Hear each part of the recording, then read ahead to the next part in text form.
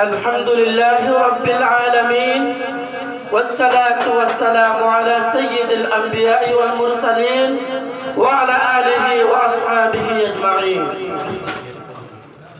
أما بعد فأعوذ بالله من الشيطان الرجيم.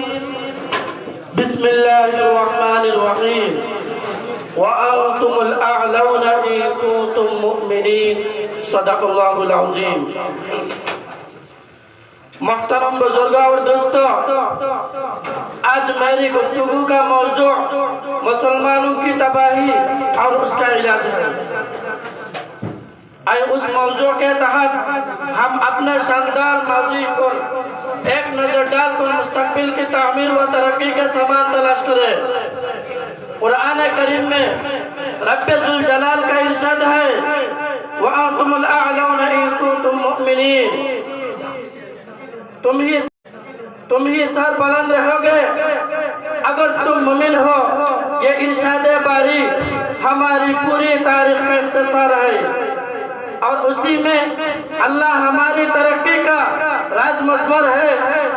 تاریخ کے سیکڑوں یہ بتانے کے لیے کافی ہے کہ جب بھی ہمارا رشتہ اللہ سے اور اس کے دین سے مضبوط رہا، سربلندی و کامیابی نے ہمارے قدم چومے، اور جب کبھی اس رشتہ میں کسی قسم کی کمزوری آئی، ہم عزت و رفعت کے آسمان سے ذلت و پستی کے غار میں جا گرے۔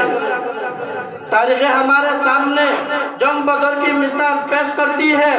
جنگ بدر میں جو کامیابی ہوئی وہ صرف اسی رشتہ کی مضبوطی کی بنیاد پر ہوئی، ورنہ اگر کامیابی ہوتی تو کفار مکہ کو ہوتی، کیونکہ کفار مکہ تقریباً 1000 تھے اور بڑے جوش و خروش کے ساتھ تھے۔ ان کے پاس 700 اونٹ اور 200 گھوڑے نیز، سب کے پاس تلوار اور دیگر جنگی ہتھیار موجود تھے۔